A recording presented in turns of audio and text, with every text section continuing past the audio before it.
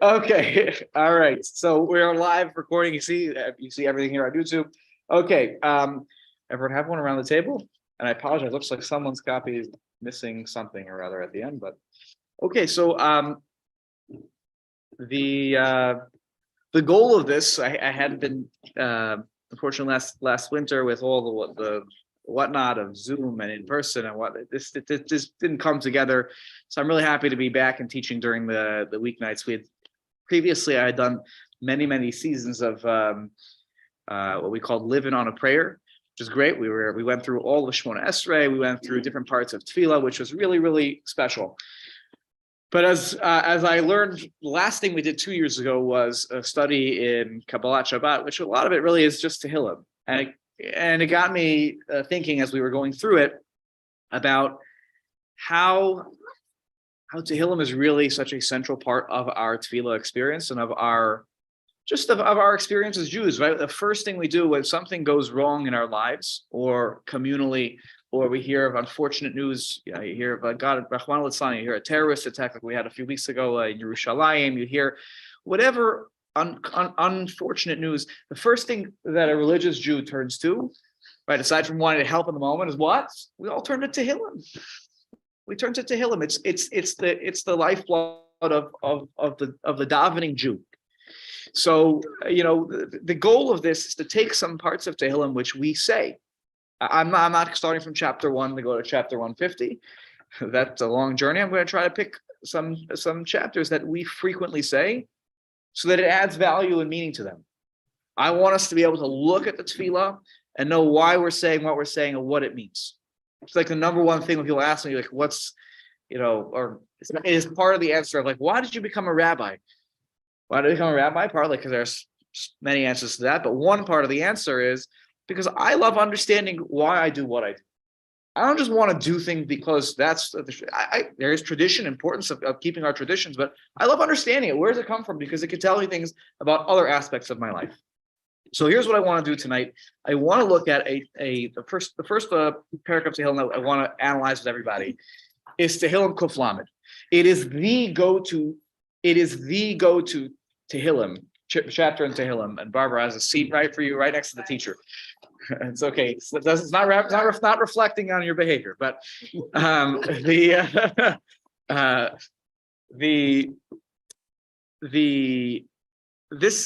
is the go-to. Between Mincha and Maariv here on a nightly basis, there are two chapters we say of Tehillim: 121, which we'll get to soon, and 130.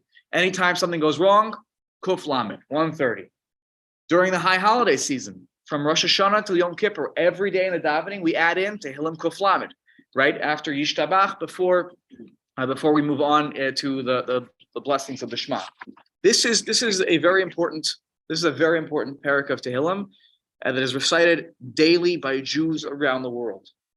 And the words don't actually seem too complicated if you just read it as is, but they're more complicated. There are questions that we should be bothered by. And so tonight, what I want to do is to unpack it, give us a new take, a new understanding, a deeper, more profound understanding of Tehillim Kuf Lamed, of Psalm 130.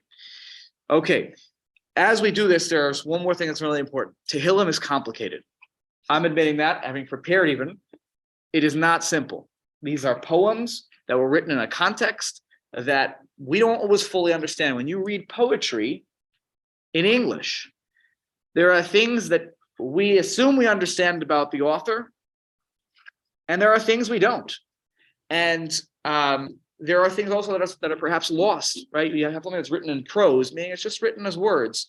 And sometimes poems come in form, that there's actually a style to the way it's written on a page, which actually is supposed to convey a certain message. That is something that is going to be a challenge because we don't have it written that way.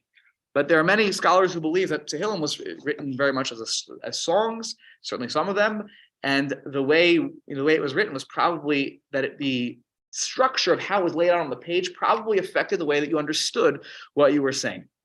Now, let's just start tonight, and everyone have a packet again. I think people who came in a little bit after we started.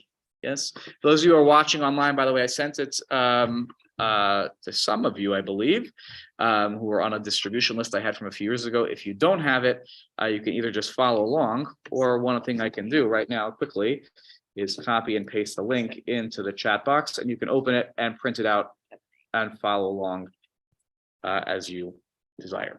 Okay. Yeah, it's okay. Sorry, one of the copies got a little bit. Sorry about that. Okay. Let's take a look at Psalm 130, right? The first source on the packet. I do it sometimes in class when I'm teaching at the day school or when I was in high school.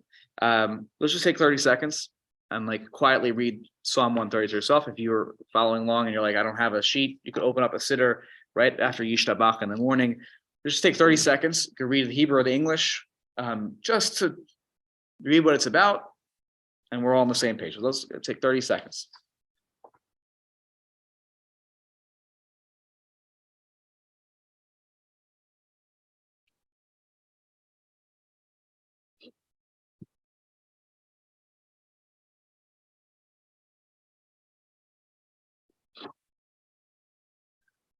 So hopefully in your quick read of it, we understand why this is a very powerful call out to God. We're crying out from the depths or calling out from the depths. We can perhaps relate to that experience.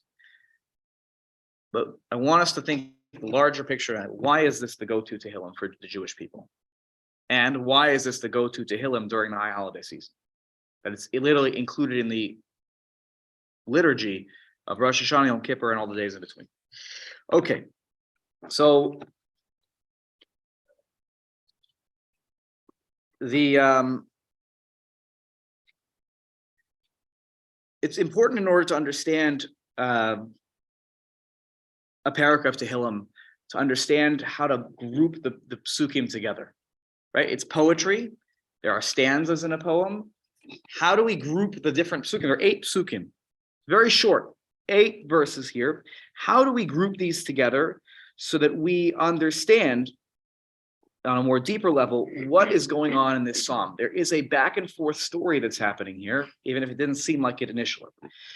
So it's not an exact science, but I am going to follow the derech, the path that it was laid out by Rabbi Elchanan Samet. Rabbi Elchanan Samet's a Rav at Yeshivat Har Etzion, and a brilliant scholar, and we're going to read some of his passages tonight as he analyzes this chapter of Tehillim.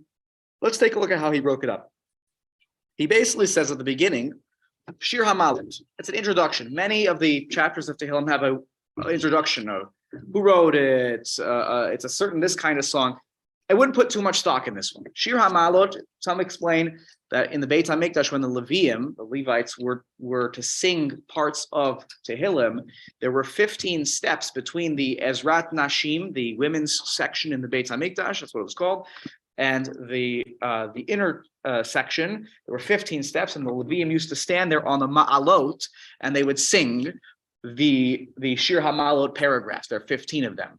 So that could be, I wouldn't put too much stock in it. This is like almost like the editor, right? David HaMelech is the one who put together Tehillim with some other helpers, the Gemara says. Other people wrote things. So a song of ascents. Rav Samet says that the first part of this Tehillim is, from the depths I cry out to you, God. My Lord, hear my voice. Let your ears be attentive to the voice of my supplications. The next part, if you, Lord, were to mark sins, and you keep score of everything I do wrong, my God, who could stand? Who could come in front of you?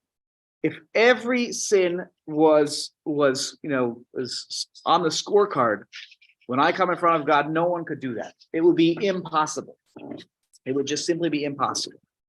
But with you is forgiveness, in order that you may be feared. All right. So we have here this idea that God is forgiveness. He has it with him. That was interesting. He doesn't grant forgiveness. He has forgiveness with him, in order that you may be feared. The third stanza. I wait for the Lord. My soul waits for his hope. So for his word, I hope. My soul waits for my God more than those who watch for morning, more than watchmen for morning. And lastly, we're going to break down all these, just showing you his basic structure. Israel, have hope in the Lord. For with God is kindness, and great redemption is with him. And then there's a closing line of the paragraph of the chapter, and he will redeem Israel from all of their sins. Now, just on the surface, what happened that was in the last sentence? Like, he will redeem Israel from all their sins. How did that differ from the other parts that we read? Anyone notice what changed? Yeah, excellent. The tense changed, right? It talks about and he will redeem Israel. First of all, it doesn't mention the word God. Everywhere else, the word God or Lord or something, it's all there. Here it's, and he will redeem Israel from all of their sins. Here, before he was addressing Israel, Israel have hope in the Lord, for God is, here it's just sort of like a narrative statement. God will redeem all of their sins. It's collective, correct. And there was a part of this, excellent, right? Jim's picking up on, there was a part of this that was what earlier on in the paragraph? You're absolutely right. It was in the singular, right? It started here, and now suddenly we've moved more broadly out from talking about ourselves to the community, the Klal Yisrael. So that's his structure. We're going to take his structure and we're going to break down each part of this, and so you can see the whole thing come together. Yeah, go ahead, Barbara. Who's our speaker? Who's speaking? So that's a great question here, right? We have here the body of this whole thing. There's 4 parts. These are the stanzas of this poem, of this chapter of Tehillim. The end seems to almost be a very differently formed statement. So Rav Samet, we're going to see in a moment, claims that the conclusions of many parts of Tehillim are different than the body of them, because there's this idea we always want to end on a positive. Sometimes they're connected thematically, sometimes they're not. So if you hang tight, we're going to answer that question, okay? All right, let's take a look at the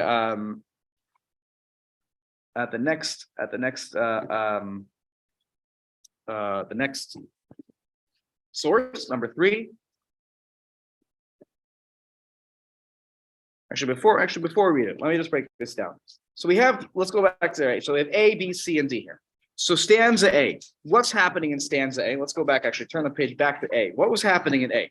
Let's break it down. Someone tell me. What was that, Edna? Beseeching or beseeching God. Good. That's exactly what's happening here. The person who's the worshiper here, right? Worshiping God, right? The worshiper is pleading to God to hear his cries from the depths. Okay, good. What happens in B? So we have here crying out from the depths. The worshiper is saying, hear me, God. What happens in B? If you have to summarize B.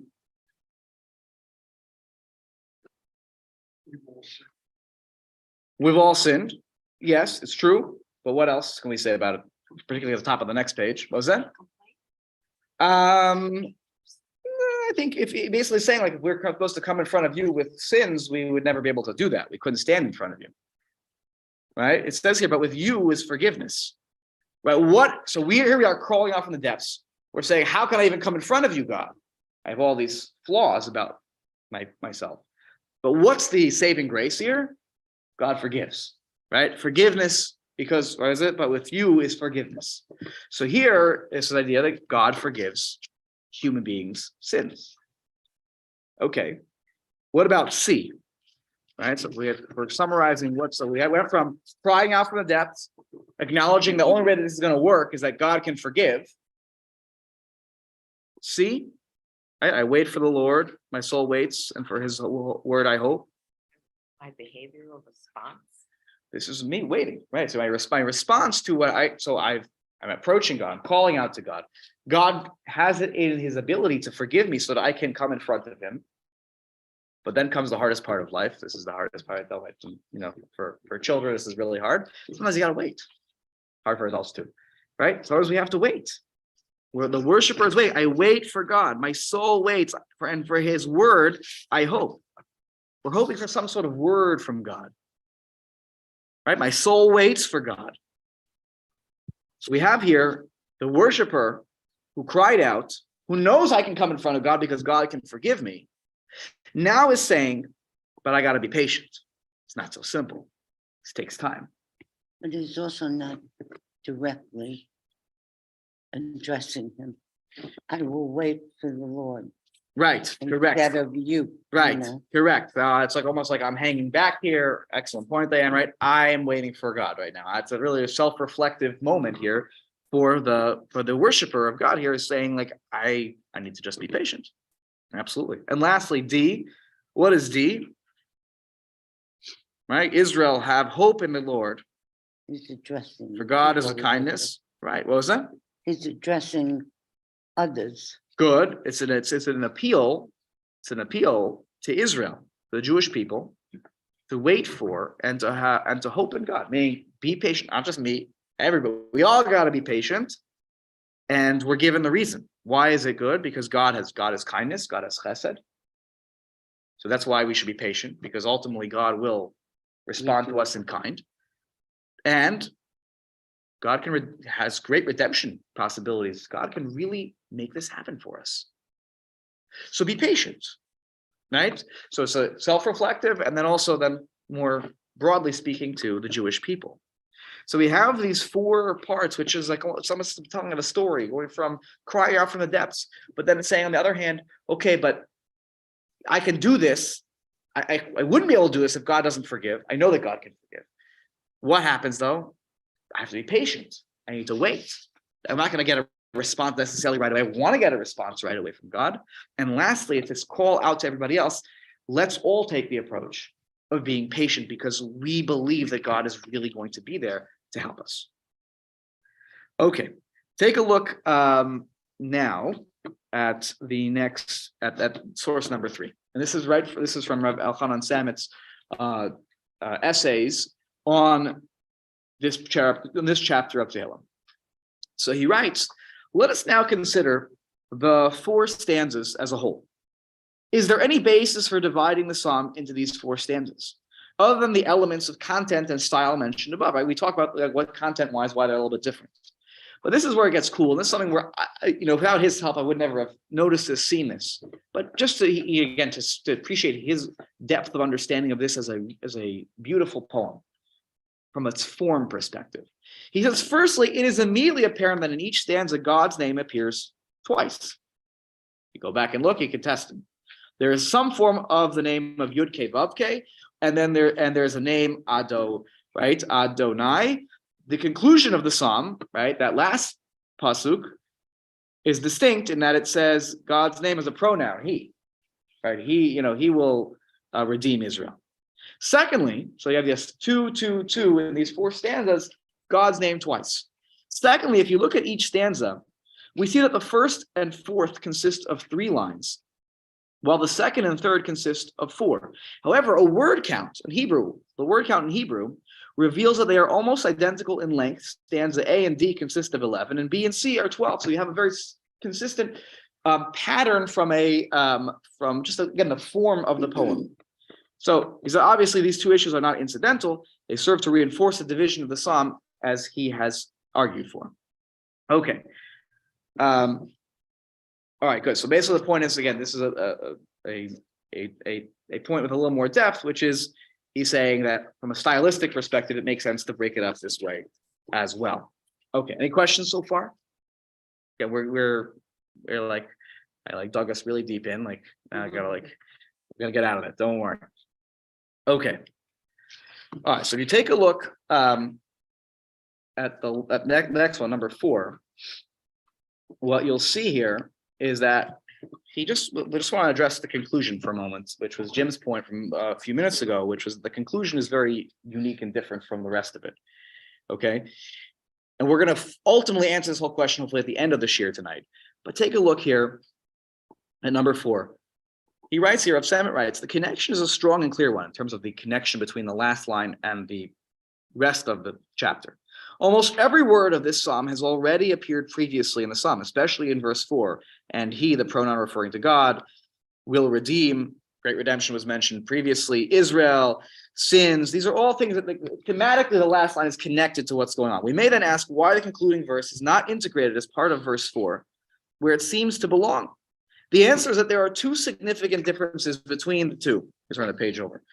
Firstly, while in verse 4, the appeal to Israel is in the form of a command in the second person, Israel, we hope. Verse 8 speaks of Israel in the third person, what Tom mentioned before, from all of their sins. Secondly, verse 8 is formulated in the future. Notice how that didn't happen before. He will redeem. That was not at all what we were talking about before. And in this respect, it is distinct from the rest of the psalm. It's future. It's forward-looking. Right? Being patient, by the way, is a command about today. Redeem, God will redeem, is about tomorrow. So that's how this is very different, in which the psalmist describes the situation in the present as he's offering for. Okay, fine. These two factors suffice to prove that the conclusion of the psalm is not part of the very clearly defined structure of the psalm with its 4 stanzas. On the other hand, it is clear that this conclusion is not extraneous to the psalm. Rather, it is intimately bound to it, serving to round out its main idea. So here we're going to get to, when we at the end, we're going to say, how does this last line, which is forward-looking, how does it summarize everything that's come before it?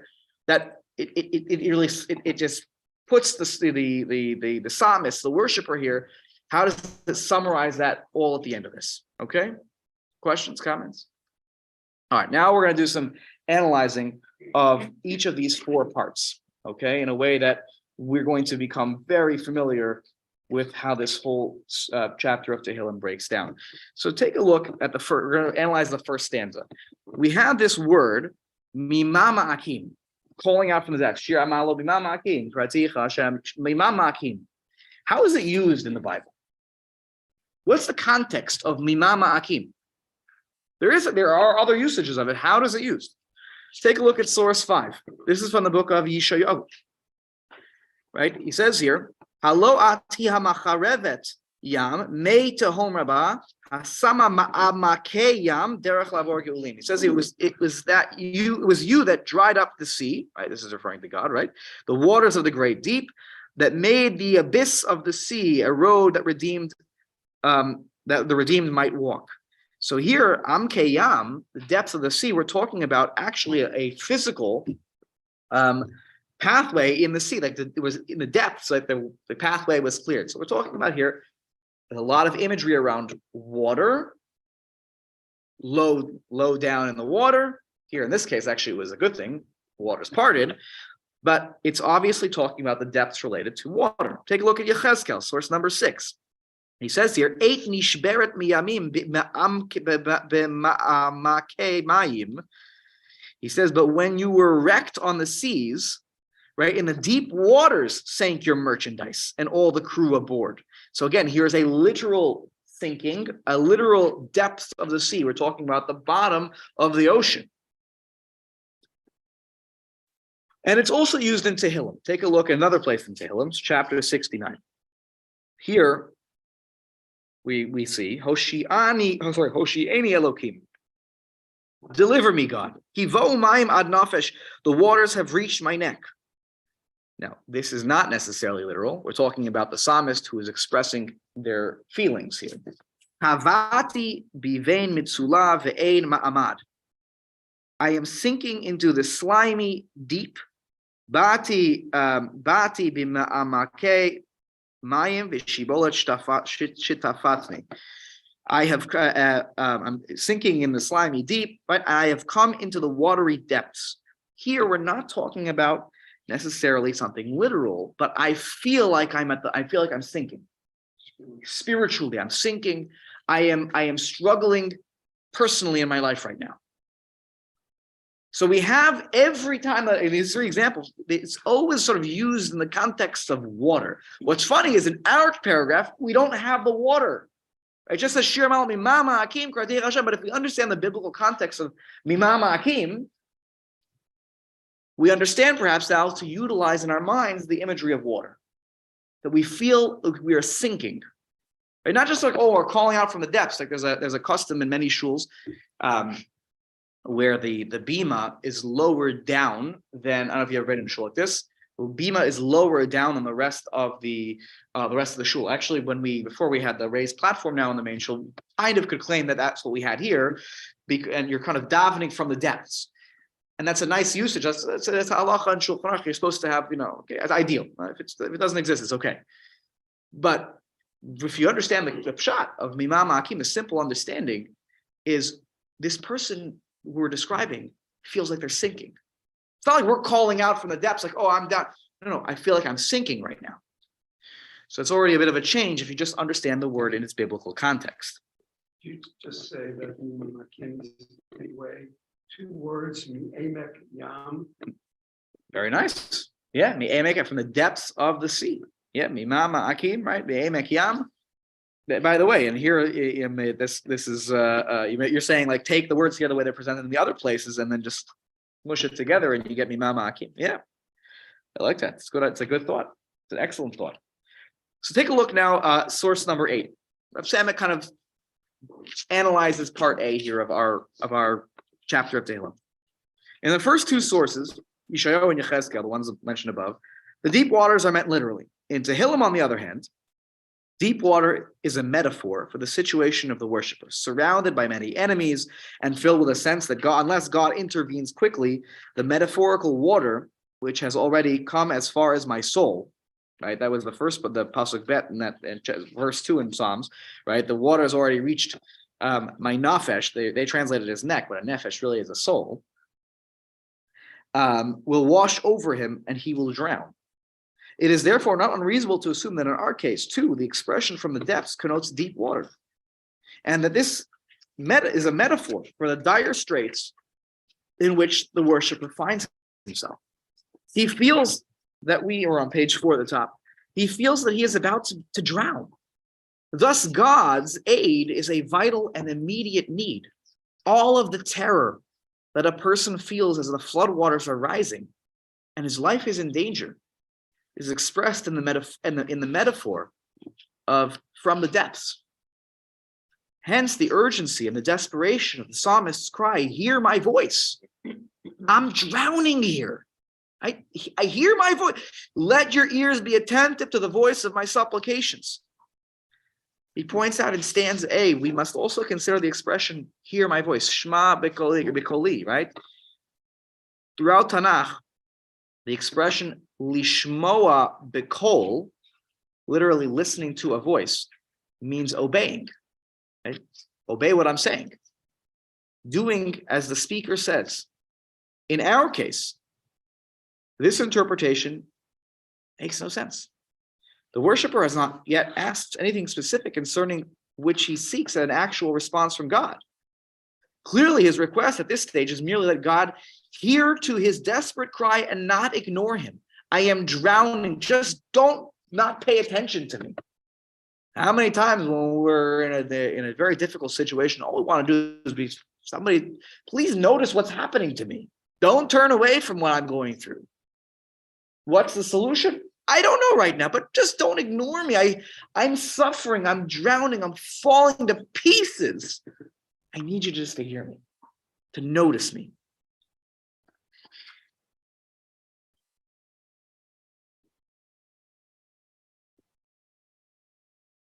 So, and fine. Okay, so we understand how Mimah Ma'akim, the context of that. We understand what sort of Shema B'Koli. I have a question that relates to Shema B'Koli. Okay, that we need to. Well, no, sorry, we're good, right? Shema B'Koli just means, right? We're not asking for anything specific. Just hear my voice. Let me just repeat that again. The 2 things we can take away: person is sinking, and the worshiper here who's sinking is saying, "Just hear me. I just need you to hear me." Let's think ahead for a moment here. Why is this something that maybe when the Jewish people are in a difficult situation, or it's Rosh Hashanah Yom Kippur, we want just don't turn away from me, God, right now. The Jewish people are suffering right now. Just hear us. I don't know what the solution is. Just hear me. I don't want to feel alone. Okay? And we'll make a much tighter connection at the end about the Rosh Hashanah Yom Kippur and more generally why this is such an important paragraph of Tehillim. Yes, Chani. How do we get from listen to my voice to obey? Right. So I think here we're not saying obey, right? We're saying Shema B'Koli here. We're not asking for anything specific. Here we're asking just hear my voice. Right? It's not obey, it's just hear my voice. I didn't. There was nothing more specific. If you look at the chapter of Tehillim, it says, Adoshem Shim'a v'koli. Just hear my voice. Tiena oznecha kashuvot. Just give me your ear to be attentive, right? L'kol ta'achanonai, to the pleas of mercy. Just hear me. That's all I want right now. Just be heard. Change that to say, Shema V'Kol, can you hear the urgency of my voice? Yeah, absolutely. Could be that. We're going to come back to what you just said in a moment. Amazing. I'm glad that you already made that connection. That's like when Yehuda approaches Yosef, Mhm. let me say something to you. Right. He says exactly correct. He says, what's the words that he says? I forgot the exact word of the pasuk, but yes, Yosef, Yehuda says to him, "Let me speak to your ear." Yeah, just listen to me. Hear me out here. Okay, let's take a look. Let's turn our attention to the second part here, the second stanza. Okay, I want to go back to.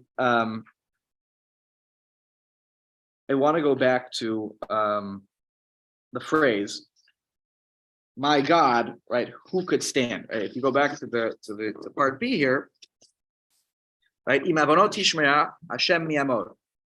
If you keep hold of the sins, right? You hold all them, in the book in front of me, God, all the time. Who could stand in front of you? No one can go in front of you with our iniquities, our imperfections. We're not worthy of being in front of God. So this also comes up in the verse we already saw before, but I put it back on the sheet just to make it convenient. Take a look at source number 10. Right?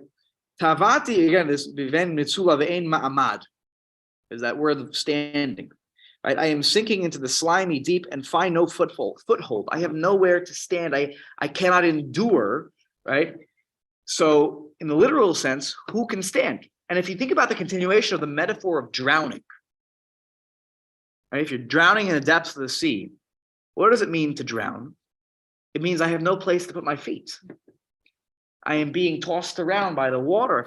Even if I'm in the water, but I have my feet on the ground, right? On the floor of the ocean, the swimming pool, whatever it is, I'm stable. When I lose my ability to have my footing, right? That's when I'm really lost. If you continue in that line of that, the drowning, the person that's drowning, that's what it means. That what's he drowning in now? This gives us an insight. What might this person be drowning in? Sorrow. Perhaps sorrow. What else could it be? Sin. I think on a pshat level here, on a simple level, it's a sin. I'm drowning in who I am. I have so many flaws. I'm drowning. I have nothing to stand in front of you. I have no footing to stand in front of you. I'm a yucky, horrible person. Right? I'm drowning. I'm drowning in my sins and I'm suffering from whatever ills that are getting to me. Take a look at number 11, source number 11. Rav Salmon, we continue with Rav Salmon. In any event, what this stanza teaches us is that the depths, the mimamakim, in which the worshiper finds himself, and from whence he called to God, are a metaphor, as Jim pointed out, for his sins. He feels himself sinking into them and almost losing the possibility of existing because of them. I have no footing, right? His desperate cry to God is that he save him. How should he save him? What was the key? Go back to the psukim. Save him, right? Ki imcha haslicha. What does God have with him? Which wipes away sins? Forgiveness. What is this person looking for? They're looking for slicha. They're looking for forgiveness. Right? He says here, right? The desperate cry to God is that he save him from them through forgiveness, since, quote, with you is forgiveness. Now, this expression, with you is forgiveness, is a very strange way. You could just say God forgives. God. What does it mean? With you is forgiveness, is worthy of our attention. The worshiper does not assert you will forgive. No guarantees here. Right? As a contrast to if you will mark the sins, right? If you keep track of all the sins, right? It's like this is a statement will, right? We're not getting a you will forgive here. Forgiveness here is not depicted as an action performed by God. but rather as an independent entity that exists within him, in God, as if it's one of his attributes. And by the way, we know this is one of his attributes. Shem Hashem Kelvachum B'Chanun Erech Apayim Rav Chesed V'Et Notzer Chesed Lavin Notzer Avam V'Esha V'Chata V'Nakeh. God, slow to anger, he pardons iniquity. This is one of his characteristics. God forgives. We're trying to tap into that. I'm not saying God is forgiving here. God will forgive. We're trying to tap into one of the attributes of God. This description of forgiveness expresses the psalmist's confidence that it will come to be. As an act, forgiveness may take place, or it may not. That's part of Tehillim. We ask for things all the time. All of us have davened for things. We've asked for health for certain people.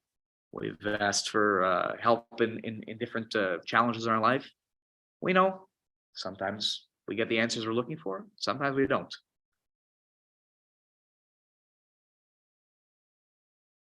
The description of forgiveness explains the psalmist's confidence that it will come to be an act as an act. Forgiveness may take place or may not. As one of the act of God's attributes, it will unquestionably be manifest. Meaning it's there. God can forgive. Stanza B is built on the contrast between its first two and last two lines. In the first two lines, we still hear about the distress and the urgent appeal of stanza A of who can stand? I can't come in front of you, God. I'm drowning here. These lines also explain retroactively the source of the distress and the threat to the worshiper who is calling out from the depths. It was his sins. Nevertheless, these two lines already hint to a slight easing of the situation. Stanza B opens with the conditional if, suggesting that, right, im avonot tishmarya, right, suggesting that God does not necessarily preserve man's sins. Furthermore, the possibility of sins being kept and of man consequently being unable to stand, meaning exist, is not expressed by the psalmist in the first person, right? Before it was first person, right?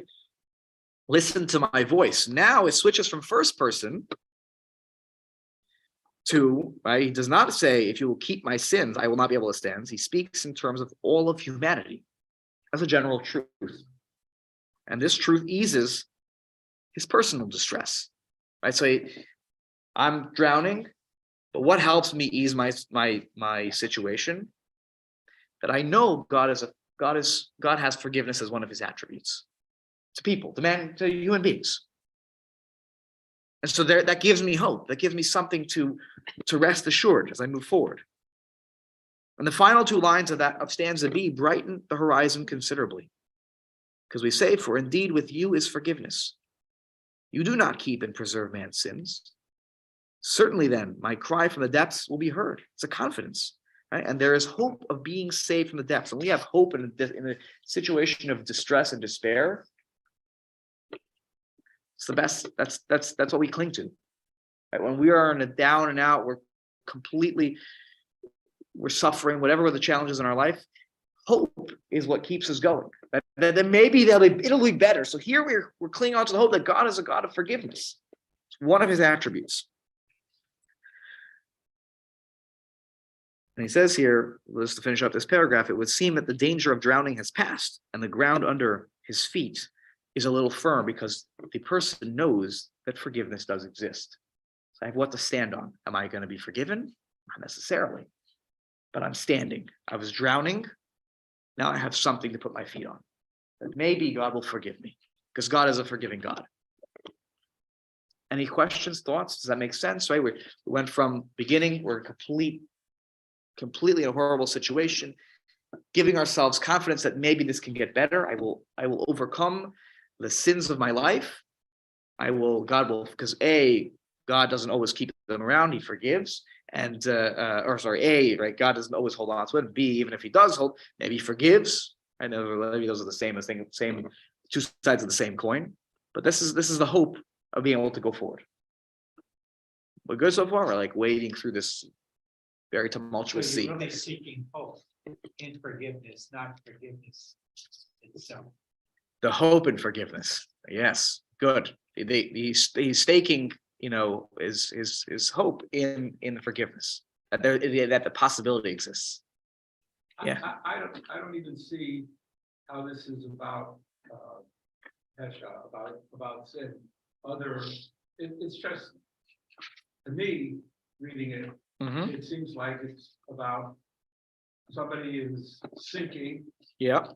about life and he wants God's help. I mean, he doesn't say here, the speaker doesn't say here, that he's sinking because of sin.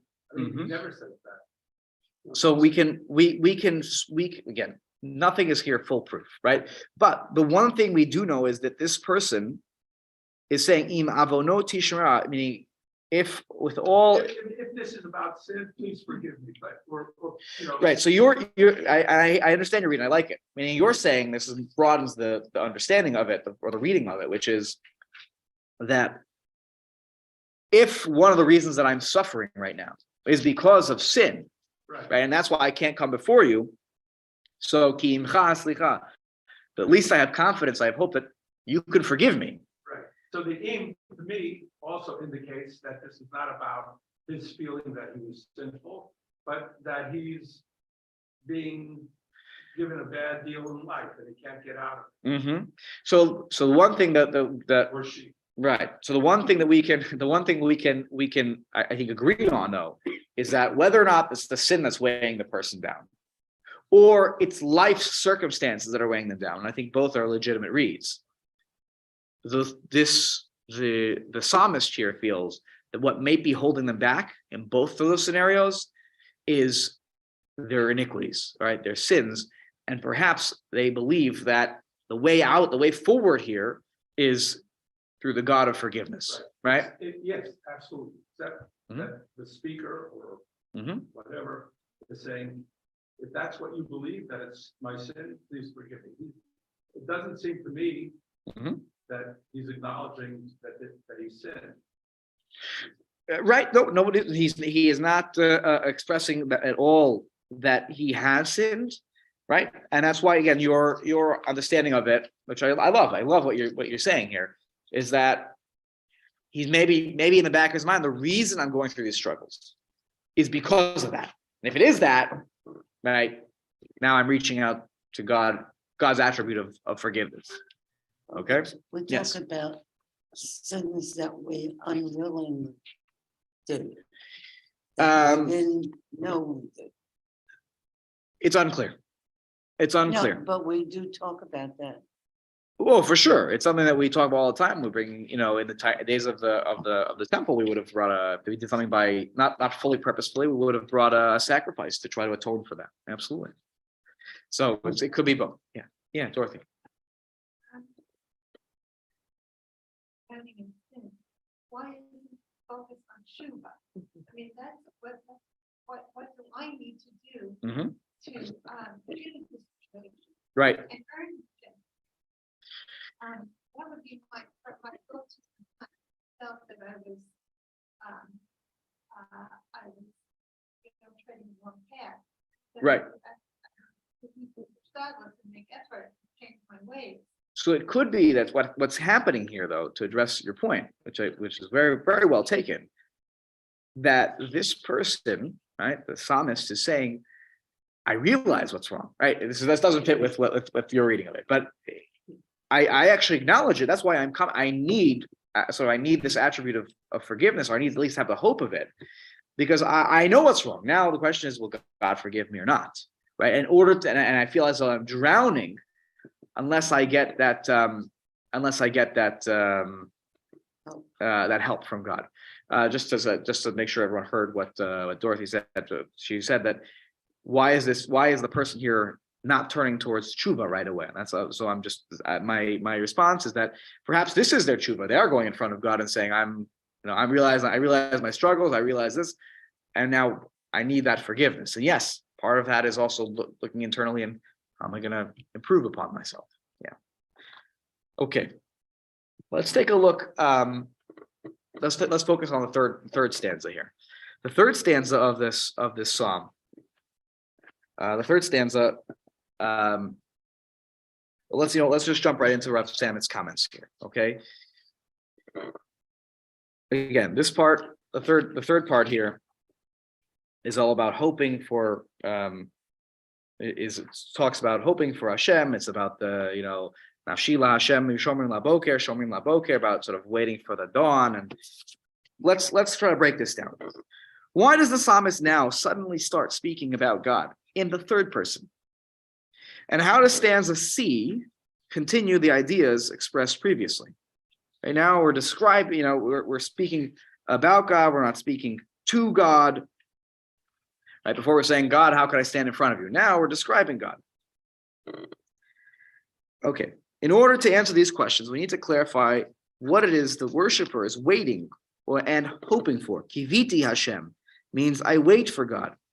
As further on in the stanza, my soul waits for God.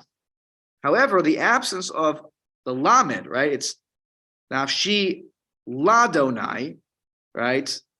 Indicates that the waiting is for God Himself, right? If you go back, let's read the pasuk here, right? It's nafshi ladoshem mishomrim laboker shomrim laboker. So take a look here. Hold on, lost my spot. In the second line, the worshiper declares, "For His word, I hope." What is this word? What's the word that we're hoping for from God?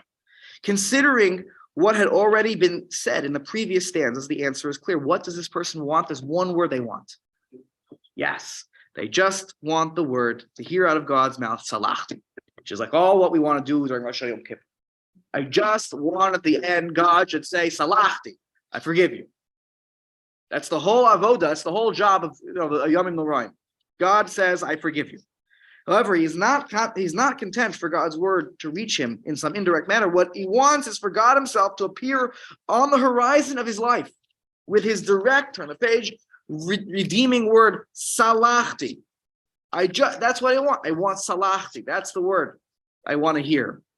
And now we can understand why the psalmist is speaking of God in the third person. It is appropriate by virtue of the content of the stanza. If a person is anxiously awaiting God's appearance, waiting to hear His word, then until this happens, God is hidden from him. I'm being patient. I'm waiting. Where's God? I'm hanging around.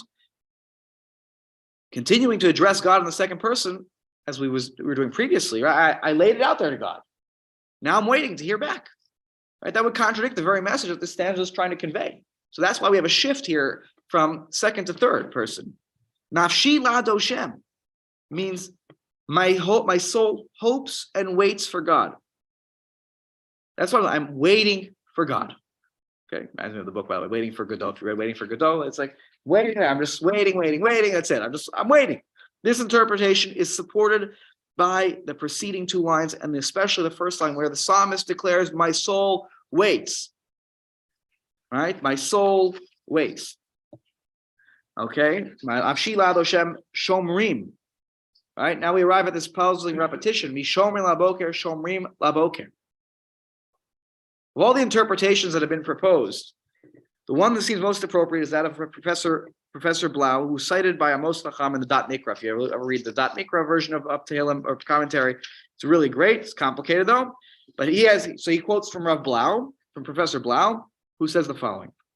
His view is the first Shomrim is meant as a noun, and the second as a verb.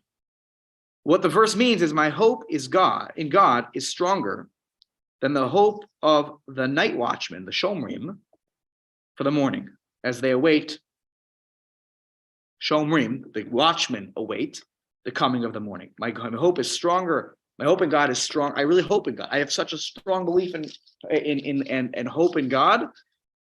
It's like that of the night watchman, who, in the times of before there was artificial lighting, that's a dangerous job. You were hired to watch a field so the robbers would not come in the middle of the night, steal things. You were paid, but you had to stay up all night. You had a little booth maybe, but there's nothing that person wanted to see more than what? They wanted to see the dawn, right? So my hope in God is so strong, like when the watchmen who are keeping guard of the at night, and the dangers of the night, it's that strong that I am so looking forward to seeing God's goodness, God's kindness, the way that these watchmen at night were looking forward to the morning. And just to really explain why this is a interpretation makes sense. So we're going to read this in this week's parsha. No, this week is Vayeshev. No, Vayeshev is in this week's parsha. So you know the story about Yaakov and Yosef, right? He favors Yosef, and the brothers didn't like this. Tells them the dreams. The brothers hate him more. They hate him more again.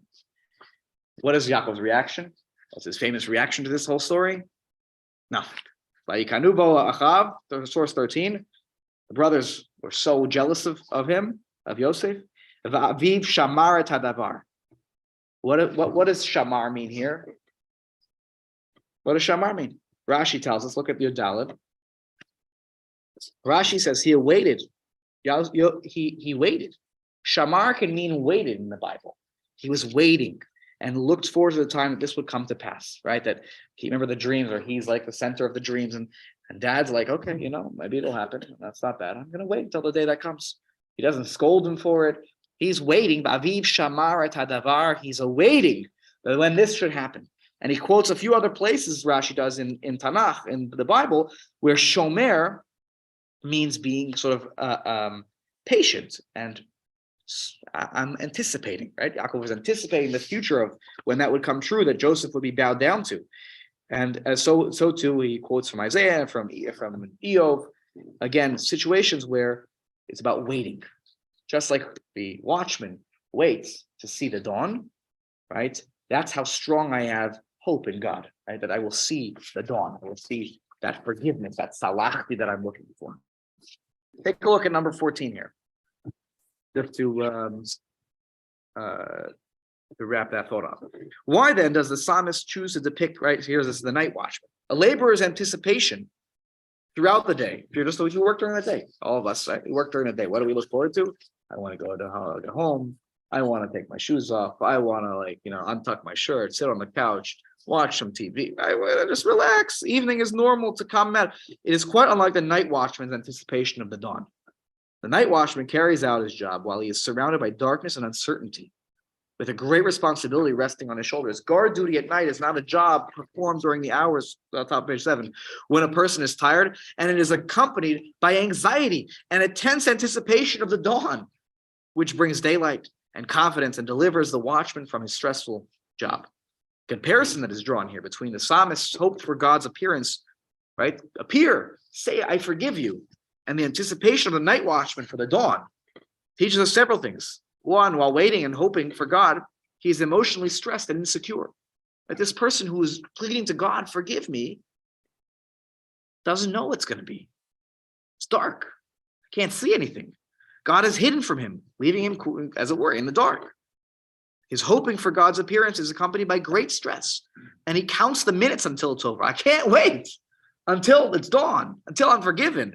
God's appearance and his word are like the dawn that comes after a dark night. Right? We're drowning, we're suffering. The worshiper would like also to believe that God's appearance is as assured as the certainty of dawn coming in the morning.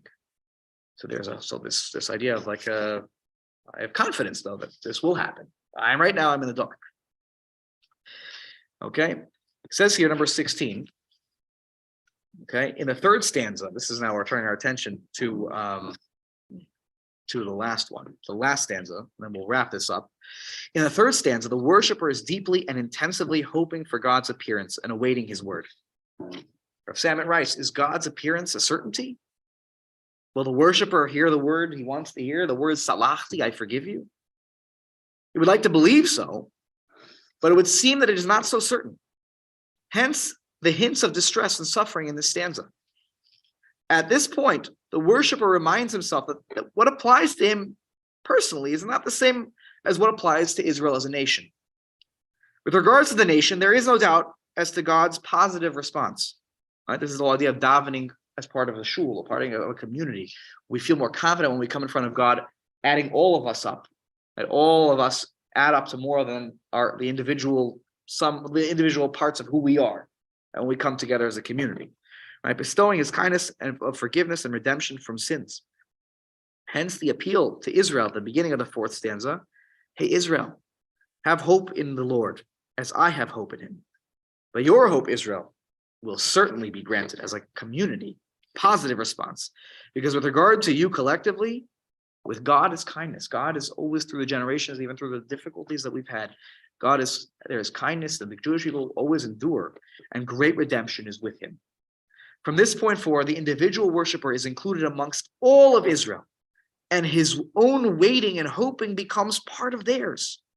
Right? I see myself when I daven, I don't daven by myself in the corner. You know what? When I see myself as davening as part of the Kehillah, there's something powerful about that. I have a confidence that in the context of the Kehillah, God will respond. Maybe not on my individual basis, but God's going to be in that space responding positively. His confidence in God's response to them now includes himself. Hence the change in the atmosphere in this stanza. One of Rav Soloveitchik's essays on tshuva, the individual and the community. One of the things he loved to talk about was the individual and the community, and what's the individual versus the community in many aspects, not just in tshuva. Addresses precisely this point. Rav Soloveitchik, the difference between the individual and the collective when it comes to atonement for sins and God's positive response to man who stands before him. To just quote a few lines from Rav Soloveitchik. Quote, the difference between individual and communal confession is tremendous. When the individual confesses, he does so from a state of insecurity, depression, and despair in the wake of sin. What assurance has he that he will be acquitted of his sins? Individuals, we know we don't always get what we want. In contrast, Knesset Israel, the Jewish people as a whole, confesses out of a sense of confidence and even rejoicing. What's the way we feel at the end of Yom Kippur? We're supposed to have a sense of joy. I have to. Rav Soloveitchik, by the way, the stories are fondly told of him. I think his daughter tells the story. Who was married to Rav Lichtenstein, Zeicher Tzadik L'Bracha. That when Yom Kippur was over, Rav would come back to his apartment, house, whatever, and he would be humming. He'd be like washing the dishes from the Suda on a second. He'd be humming the tunes of whatever from Yom Kippur, Mari. He was like he was singing. He was in a joyful mood after Yom Kippur. Because when we come in front of God, right? We done it in the presence of loyal ally. God forgives the Jewish people as a whole. God is always good, right? The Kohen Gadol will go in every year, come out. Right? And what a Yom Tov it was when the Kohen Gadol came out and he was, everything was good. This is Rav Soloveitchik's approach, right? That when when we stand amongst our peers, right, it sort of strengthens our hope for that positive response. Not guaranteed for us as individuals, but when we're in the midst of a positive response as part of the Kehillah, it gives us a hope on an individual basis as well. And let's just conclude here tonight, or we'll read this last thing, and then I want to make one concluding comment. Take a look at the back page. Last source on this whole thing. Okay. Right, because we talked about now the fourth stanza. Right, we've worked our way through this. We were in the depths, drowning. We had some hope in that God is the God of forgiveness. We then said how much we're anticipating and we're waiting and we're being patient, but we're also like, I have confidence, but I'm also struggling right now in the darkness. Then we end this as we were previously talking about, by reaching out to the Jewish community at large and seeing ourselves as part of something greater. And now, what about that last line? And we're talking about the last line, which changes to the future.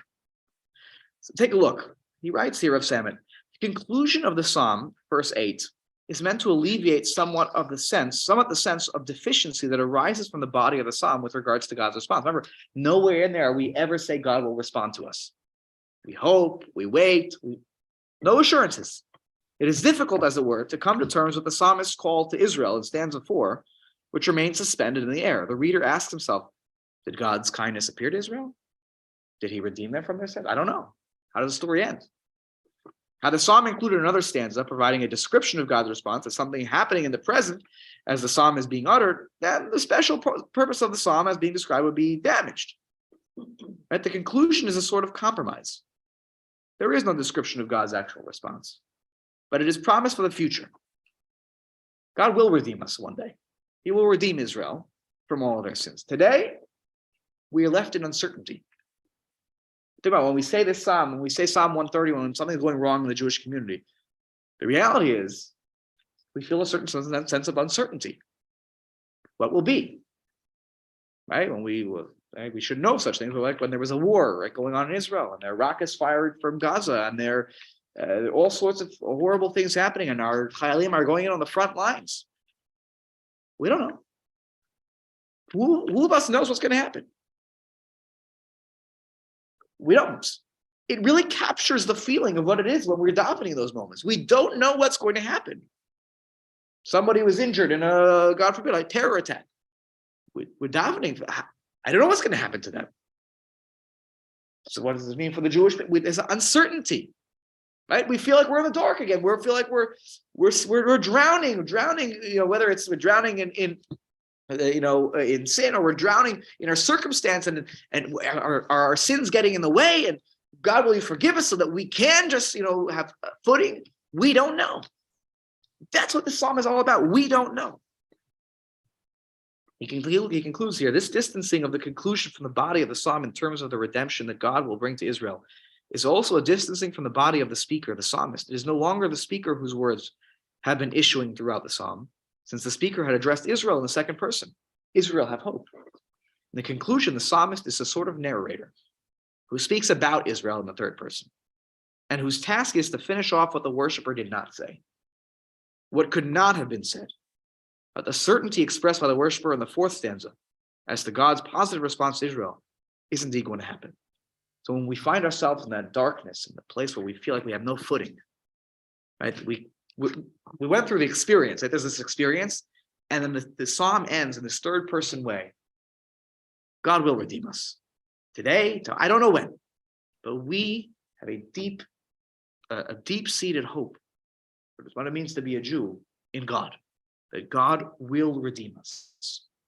I don't know when that's going to happen, but God will redeem us. And so when we go through crisis, and we turn to this psalm at the end, and we express the uncertainty of what is our situation, and we feel that we're drowning, we feel the darkness, we don't know what's going to be, and we hope, and at the end of the day, the narrator sort of, as it were, comes there. It could be the same person writing it, just it's a poem, right?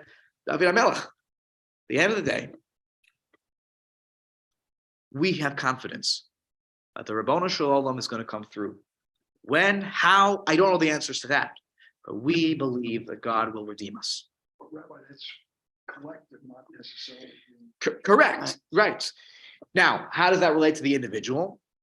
How does that relate to the individual? Right? So if I'm going through whatever I'm going through, how do I know?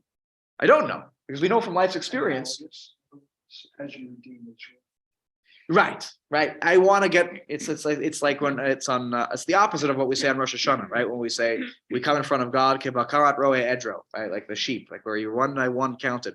We actually don't want to be counted as sheep. We want to be seen as part of something greater. And maybe you'll notice I'm in the back row, and I could hide behind there, and my sins will be wiped out because you just good.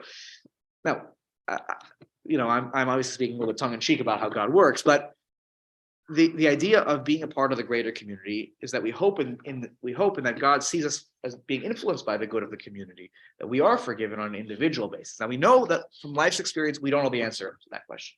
As the Jewish people, God always comes through on us in a sense of us as a people. Now, last thing, this is my own comment.